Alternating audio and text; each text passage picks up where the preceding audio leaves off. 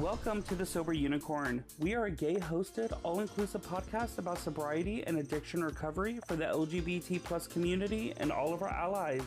I am your host, Holden, and thank you for joining us today. All right, hello, everybody. It's Holden back here again with The Sober Unicorn. I hope everybody's doing absolutely amazing. If you aren't, don't ever hesitate to reach out to me here at The Sober Unicorn or any of the guests that have ever shared their social media platforms. So today we have somebody that I've been friends on Facebook with, I would say about 2 years. A friend of his recommended our podcast because he is sober as well. This was kind of like at the beginning of the baby podcast of The Sober Unicorn. We're now 2 years later, finally got the time to get him onto the episode and everything like that. So hello, Doug. How are you? Hi, Holden. How are you? I'm doing good. How about yourself? I'm good. I'm a little nervous, but I'm a little honored. Like episode 100, dude. Like how freaking awesome is that, man? I know. It's crazy. I was uploading my last episode and I was like, episode 98? Oh my God. And out of 100 episodes, I would say it's probably been like 87-ish guests because I've had a few repeats and a few episodes of just solo. And then I've had guests from, I think 3 different countries, from South Africa, Mexico, the UK. So the podcast has came so far. I'm very. That is phenomenal. I'm so happy for you. I'm so proud of you, bud. Thank you. So of course, as we all do, we want to kind of hear your story of sobriety, kind of like what got you into addiction. And how your journey went and how you got into recovery. I know yourself, you're not a 12-stepper, which is 100% okay. There's so many avenues on how to get clean. So I kind of want to hear what happened and how did you do it? So, I mean, long story short, there was a lot of trauma that happened about 6 months before I got clean. There was a lot of stuff that happened. My best friend at the time, he just turned 21, and this is really hard to talk about, but I'm glad that I'm able to get it out. I was using at the time. He didn't know, but he ended up getting killed by a drunk driver. That was really, really hard, especially having to identify his body and everything. And then not even 2 weeks after that, so the trauma doesn't stop, went to the hospital and saw my buddy who OD'd. And I literally was like, I'm not fucking doing this again. No, I can't. There's no point in doing it. I'm going to destroy my life. So I couldn't tell my mom. I couldn't tell any of my family whatsoever. If you're watching this, guys, here you go. I reached out to my aunt and my sisters, and I was like, what do I do? And my aunt basically came and picked me up, took me to my sister's house, and I stayed there for an entire month. Made sure to get all my school stuff and everything. I didn't go to school for a month. They basically put me in family rehab, and I kicked it, and I'm very, very proud of myself. I was addicted for almost 2 years, just hanging out with the bad crowd. And here I am, going on 20 years later. November 18th actually is my sobriety date. So the thing is, I know you said you had lost a few people in active addiction. Yes. So yes. How many people kind of go to using when losing a loved one or somebody that they're close to. So how do you cope with that now? How do you what tools do you use when losing someone to not turn back to it? I know that. Okay, out of the way, here. That's my cat. Sorry, guys. So I write just like you. I haven't I haven't like dropped a book or anything like that, but You need um to do but it. I know like yours is phenomenal. Thank you. I have raved so much about your book. Cheap plug, ladies and gentlemen, cheap plug. But not really a cheap plug because your story is so damn inspirational, and I'm very lucky to know someone that has been through the same things that I have and has survived. And that's what I look at it as. I look at it as we're not victims of our own circumstance. We're just survivors. Hmm. And I think that's the most amazing thing in the world. No, that is very true. The thing is like a lot of addicts. I know myself. I victimized every single situation I was put into. But guess what? Who put myself in that situation? Me. Like True. every relationship I was crying over, every man that I was smoking meth to get over, I was like, bitch, like you're the one that like did it to yourself. So you talked about a family rehab. I That immediately makes me jump to Shameless. If anybody's watched it, you know that Yes, Carl yes. locked Oh some my God, addicts yes. downstairs, and so like opiate withdrawal can be very dangerous, especially with withdrawal symptoms. So like, Yes. what does your family do to like make sure you were detox safely? So, so basically, I had a room at my sister's house. Down. She keeps wanting to be a part of this. I love you, but no, stop. um, uh, so I had my own room at her house and everything when I was there, and just I had my Game Boy with me. I had a couple of books with me, and I just sat and thought. And like I would communicate with everyone else here and there and everything, but it was nice to actually like be in a realm of just straight positivity. My other sister would come over every now and then and be like, "You're gonna kick this. You're gonna kill it. Seriously, I did it. You can. Let's do this. Come on, let's go." Um, just surrounding about all that love and all that energy. Like, if anyone takes anything away from this episode, just know that you're not alone. You have people that are around you that are not necessarily addicted to the same things that you are, but everyone has their battles. Everyone has their roads. If you can find ways to create an inroads between those, if that makes any sense,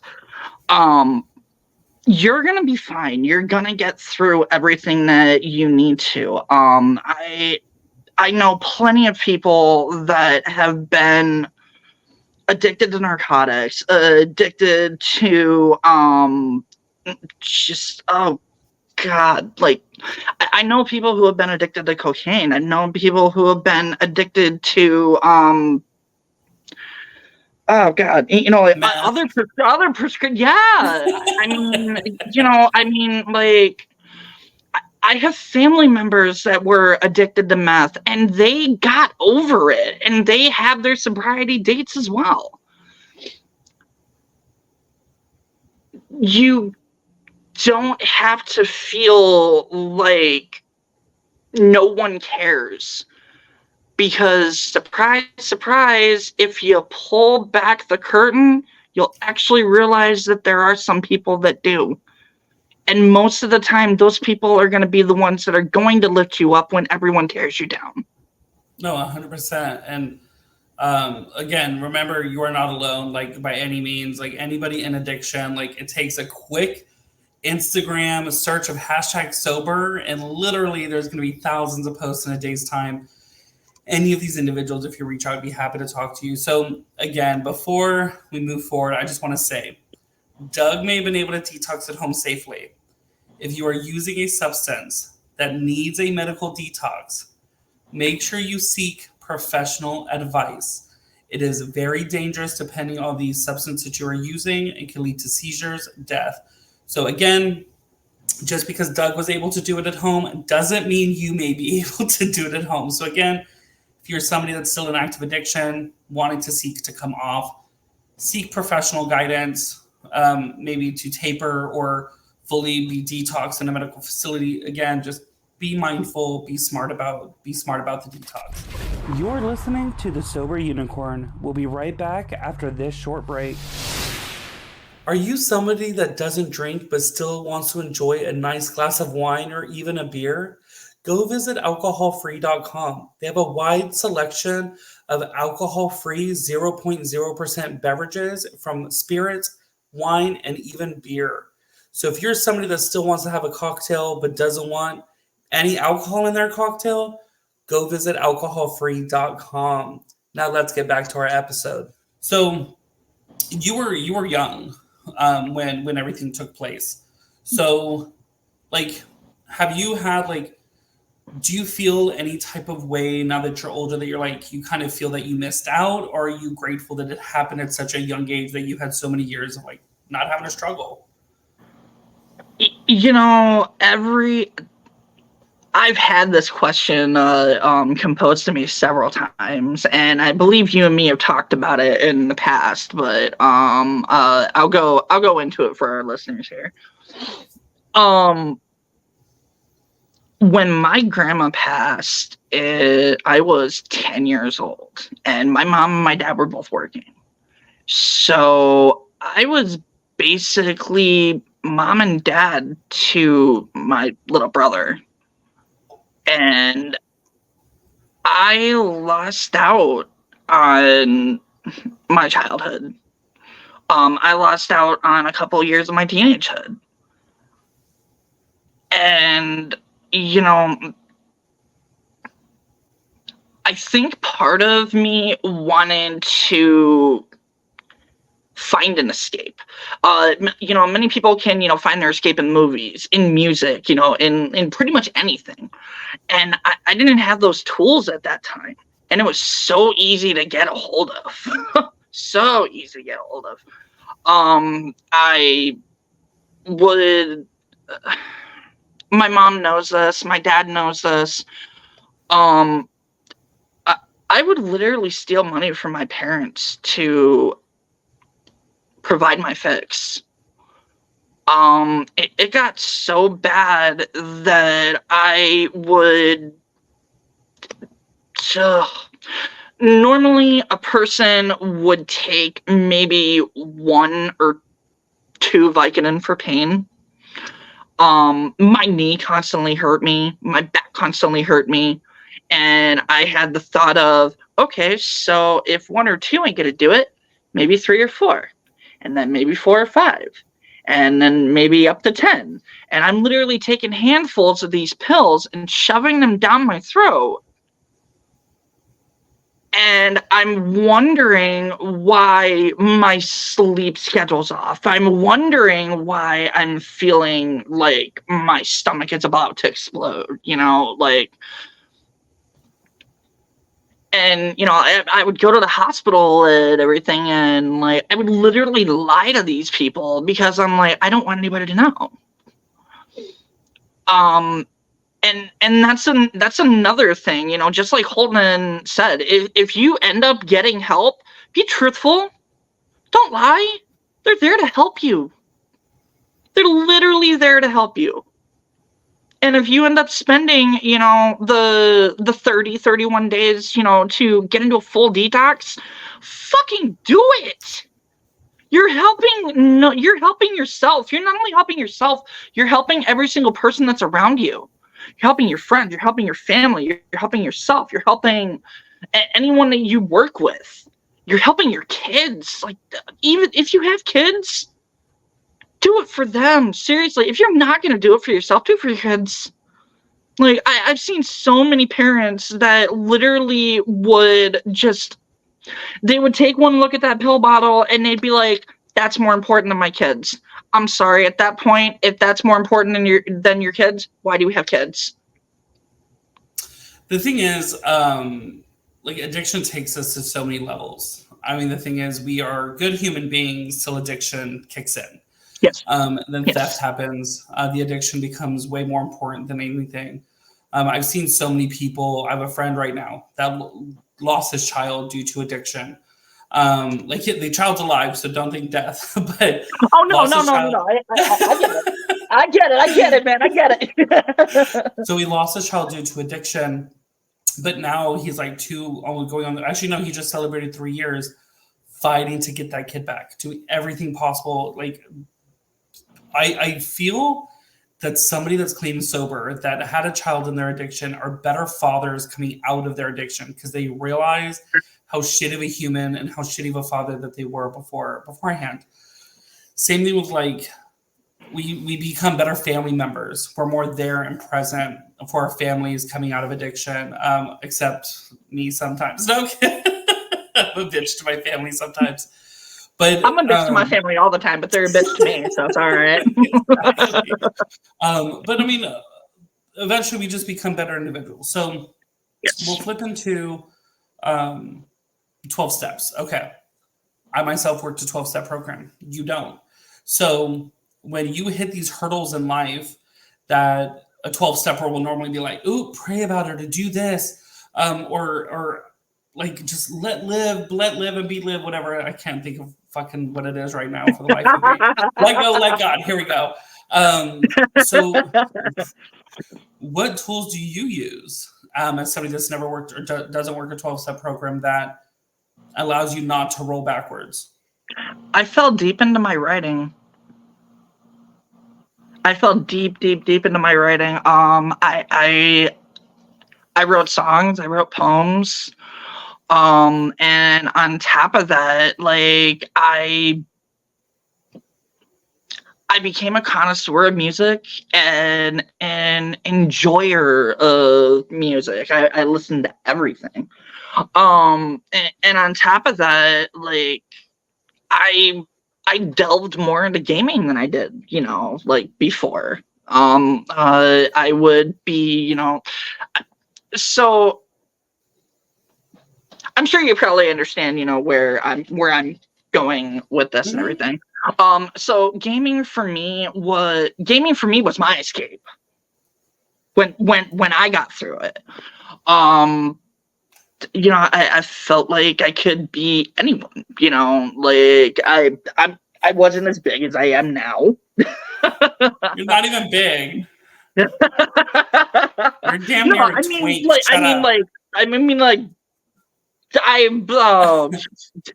You get where I'm going with that. Yeah. So, like, I was this scrawny kid. Like, I had hardly any muscle and stuff like that. And like, my escape was, okay, cool. Like, I can be strong. I can be all these things. Like, I can go into another world and just, like, not have to live with the bullshit that I'm living with every single day, not have to listen to, the screaming and the arguing of, like, my family members and everything. And, like,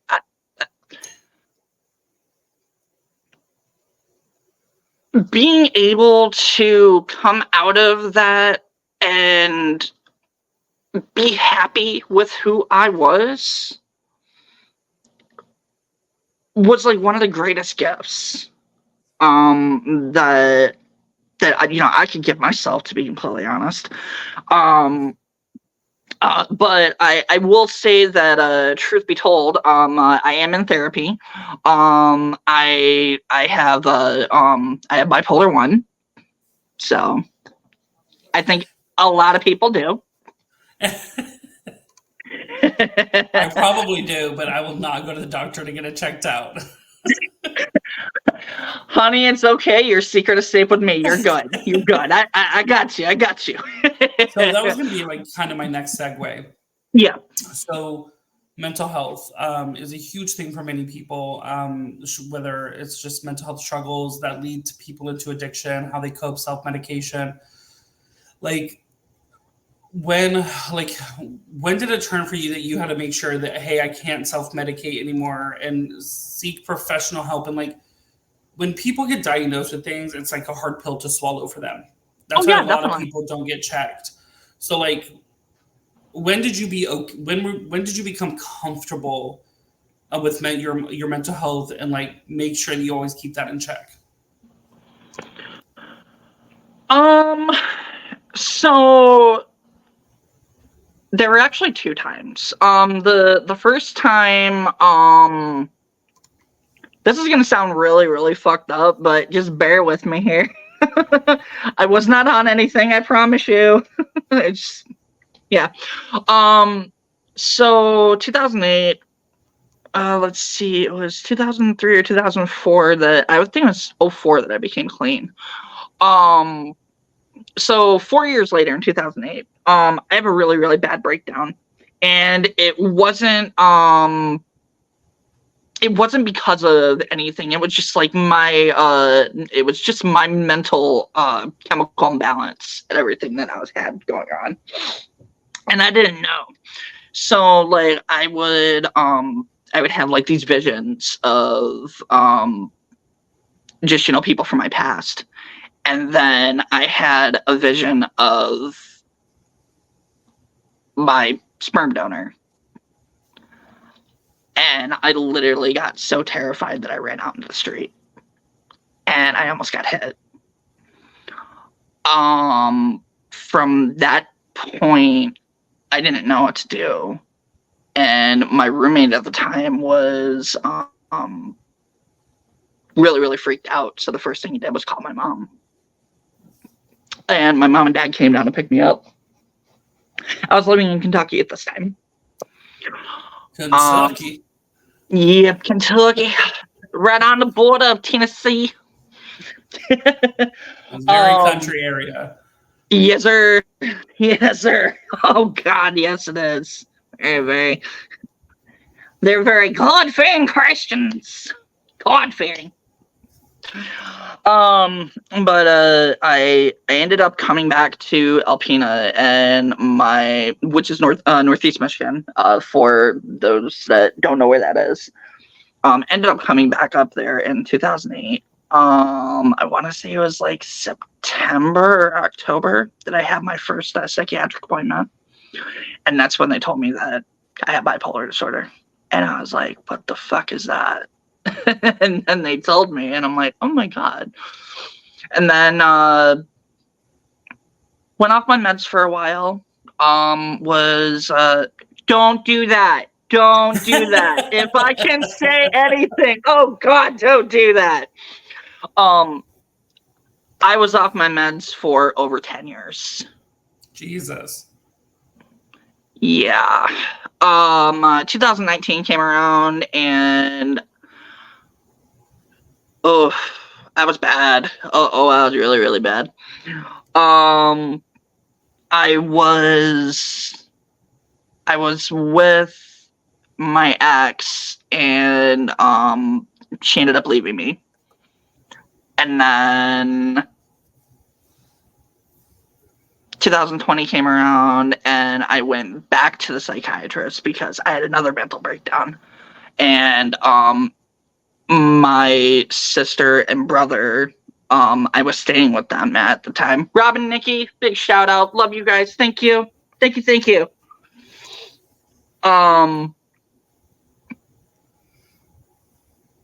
They both looked at me and they were like, you should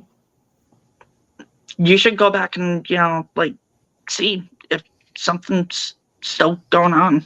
And I did. And I'm glad that I did because I found out that it didn't go away. It didn't get better at all.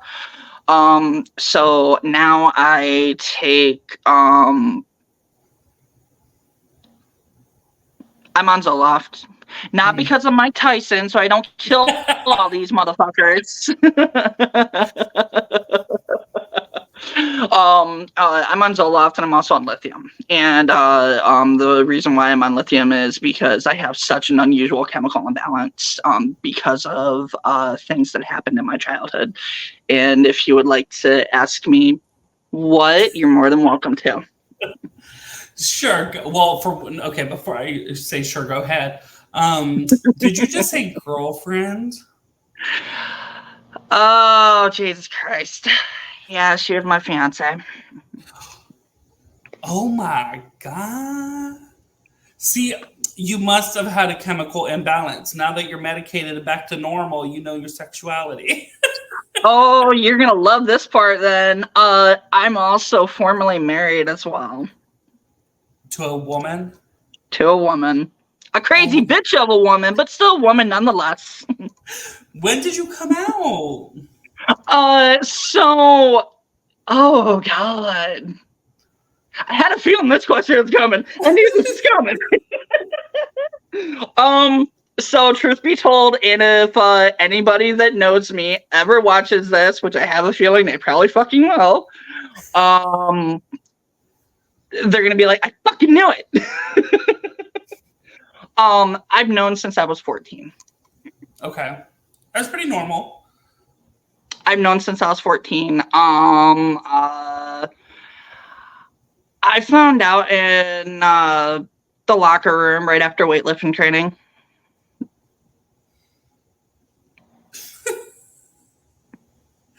Just like laugh. looking over at me like, hey, do I think like laugh this? Am I supposed because to think like this?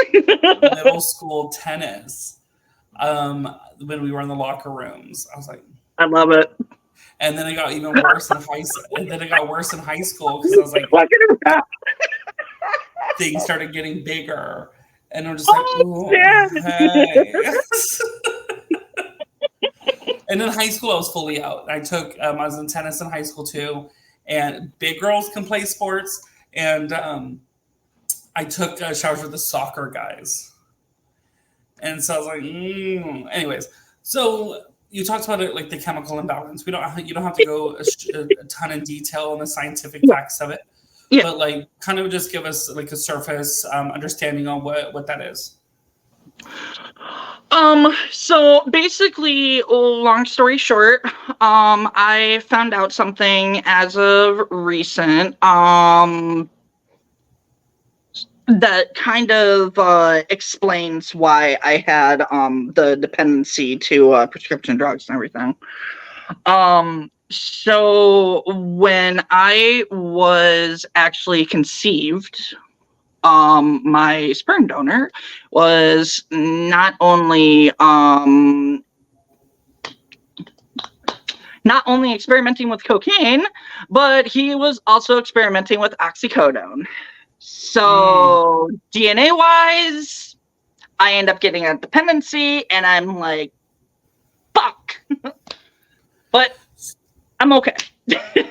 And anyway, so the thing is that there is scientific markers that will actually explain, that kind of show people are going to be more apt to be addicts. Actually, if you go back to one of the episodes called Wired for Addiction, we had a doctor that specializes in this to test kids to kind of, so the parents can be familiar with like what their kids may be dependent towards. So when surgeries happen and this happens, on like what to avoid for their children, even as adults.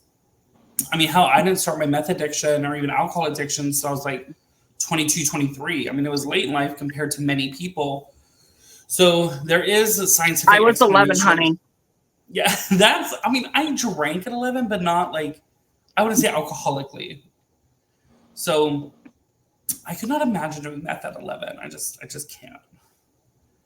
What was I doing at 11? Probably like experimenting with boys. See, it's totally weird about that, because like I know people that I used to go to school with that were literally experimenting with it at like fucking 13, and I'm like, why are you doing that? And they're like, well, and I'm like, no, that just does not look fun to me. Like you're just Yeah. completely tweaking. Like no, Well, it's that also, I think stop. it's like environment that they're in. I mean, I know so many people. Of course, I work in treatment. I'm like, hey, when did you start drinking? And I mean, people are answering 10, 9. Like, yes, you have those big old macho countrymen that are like, I'm more of an alcoholic than you type of mindset.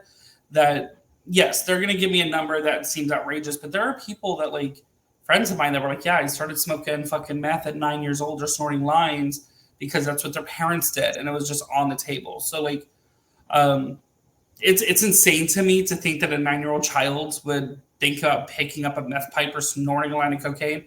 But hell, I was just on TikTok on my phone a minute ago watching a fucking toddler no more than maybe the age of 2 years old sucking on a fucking vape.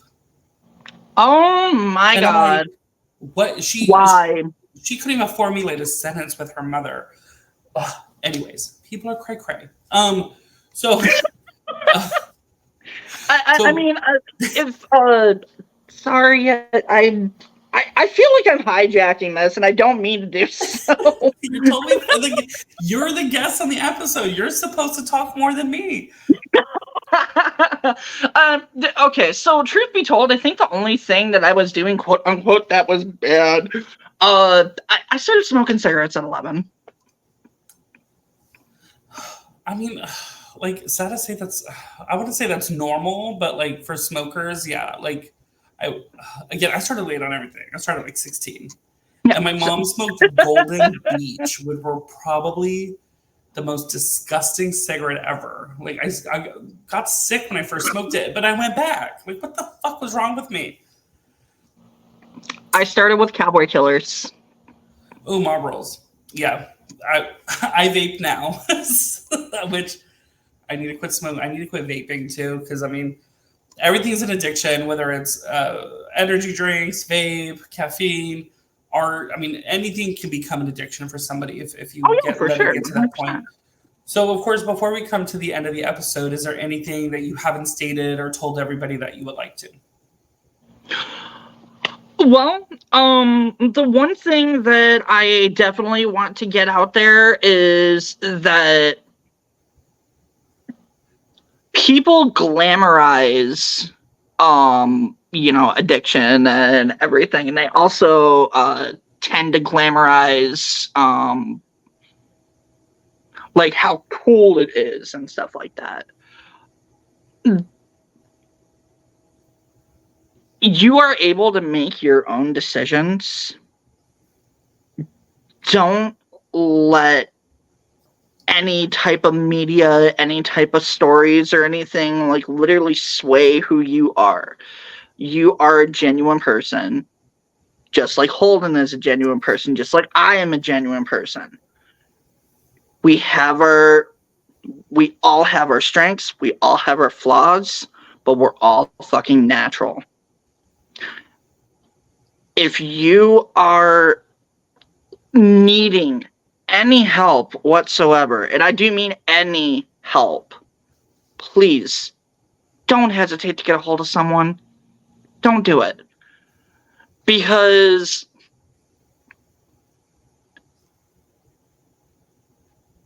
that last phone call that your friends or your family gets will be the most impactful in their lives. Mm-hmm. Don't let that be yours. Addiction does not only affect you; it affects those around you. I mean, hell, I think in the last week, there's been at least 4 people that I'm familiar with that have died of an overdose. So it's like, and don't let peer pressure kick you in, because like that one hit from that trick ass hoe that you thought was cute could literally be years and years and years of addiction and turmoil and sadness that ultimately could end your life. So the thing is like, don't allow others to push you in that direction. So, anywho, but thank you so much, Doug, for coming on and being a part of the Sober Unicorn finally.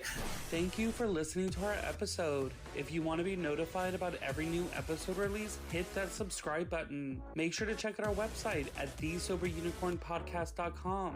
Don't forget, everybody, don't be normal, be a unicorn, but better yet, be a sober unicorn.